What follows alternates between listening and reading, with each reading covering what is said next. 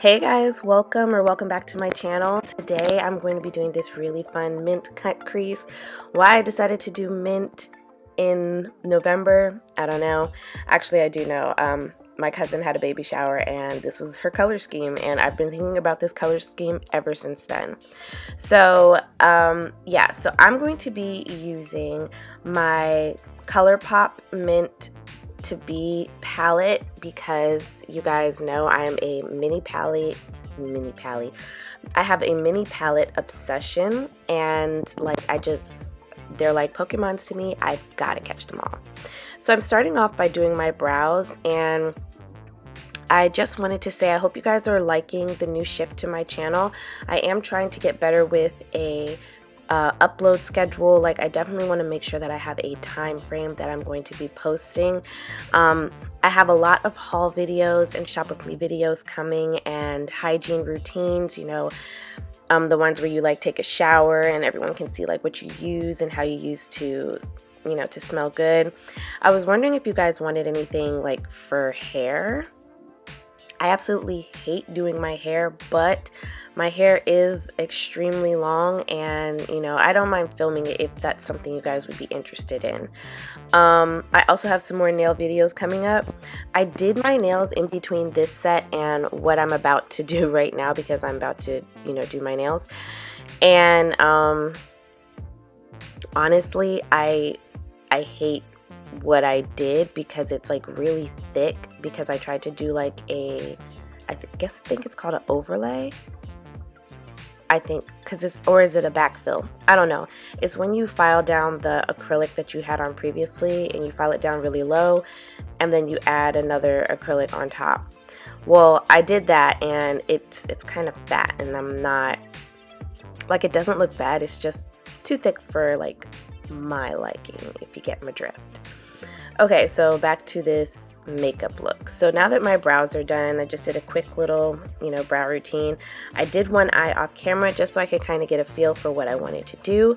And I'm using this NYX, it's an eye base, and it's a really nice eye base, I will say that. It's a little tacky, and I feel like that makes it so that your products adhere to it. So if you are looking for a product to get your eyeshadows to stick to your eyelids, this is a really good one. You do have to kind of work fast because it does start getting tacky almost right away.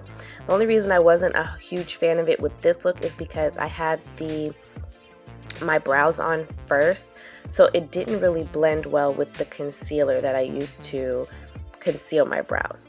But nevertheless, I wanted to try it without a white base because I wanted to see, you know, just how strong it is. And as you can see right here, as I'm placing on this mint green, it is really holding on to that pigment. So I highly recommend it if you are looking for a inexpensive, easy access, and easily accessible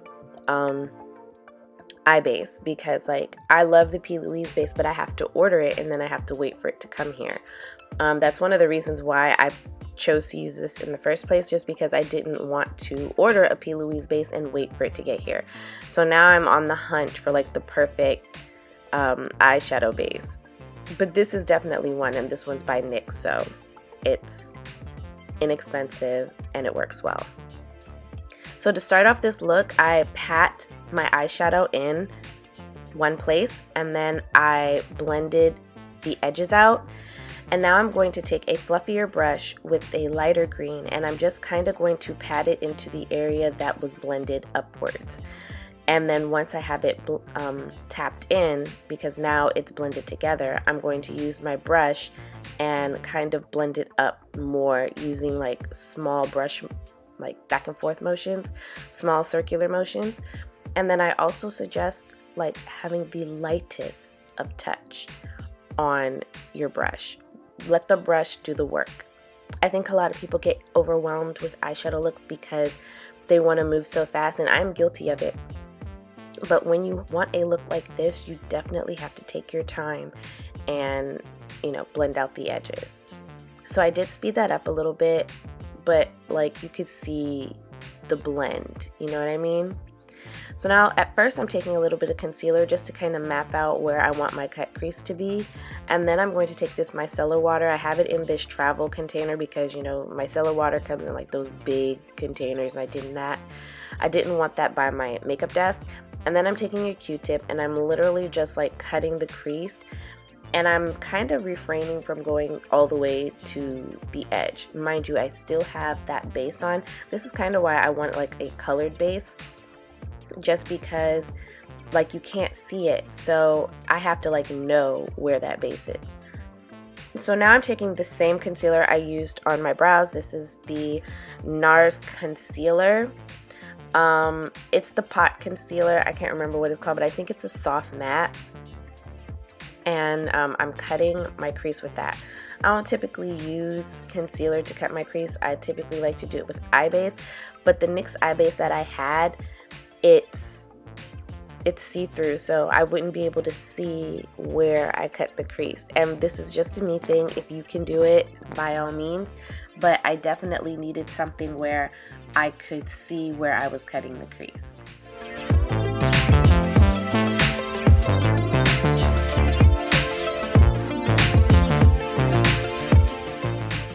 So now I'm taking that same color I have in the crease area and I'm patting it along the corners.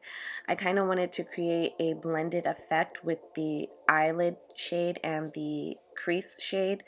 So I'm taking that. I'm also taking the shade that I used to blend out that, and I'm blending it inwards so that there is a clear separation between the light color and the darkest color. And then I'm going to add the shimmery color once I'm done here. And I actually mixed two of the colors later on when I do the inner corner.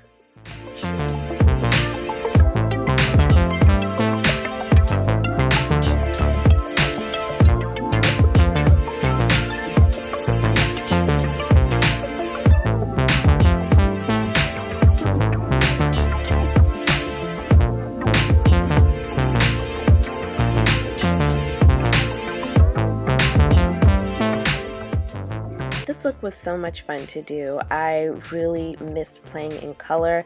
I've been trying to do a lot more like neutral looks just because I wanted to do something for people who, you know, they're not gonna wear these types of shadows. But if I'm being honest, this is my forte. This is like, I love colorful eyeshadows.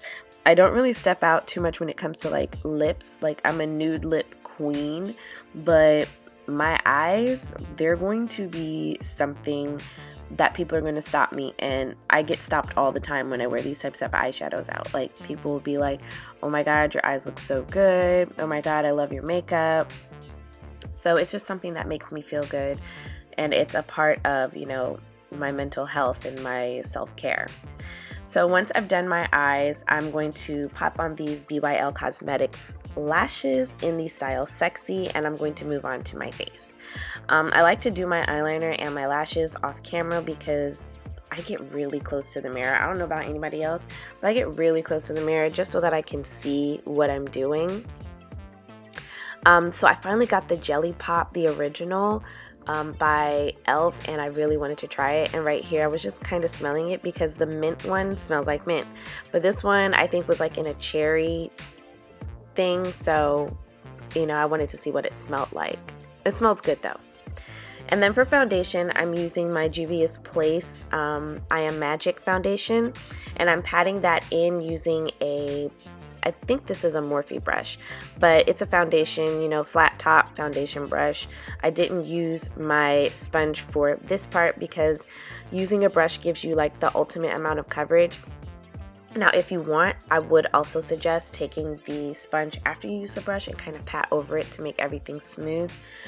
It just really helps with, you know, making everything look like skin because this is such a full coverage foundation. I didn't do this here, but you know, it's just a suggestion.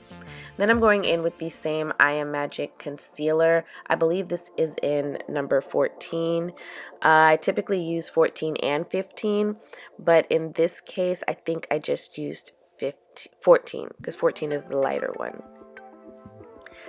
And I'm just patting that in using my Sonia Kashuk sponge. I would suggest, if you are not into the beauty blenders, because I have a bunch of beauty blenders and I don't even use them anymore. I'm using a lot of like Juno & Co. and these Sonia Kashuks. With the Sonia Kashuk, I believe you can get 2 for $20, and that means that each one is $10, whereas the beauty blender is $20 just for one. And then the Juno & Co., I believe they're like $6.99. They might be a little more. They're no more than $10. I know that for sure.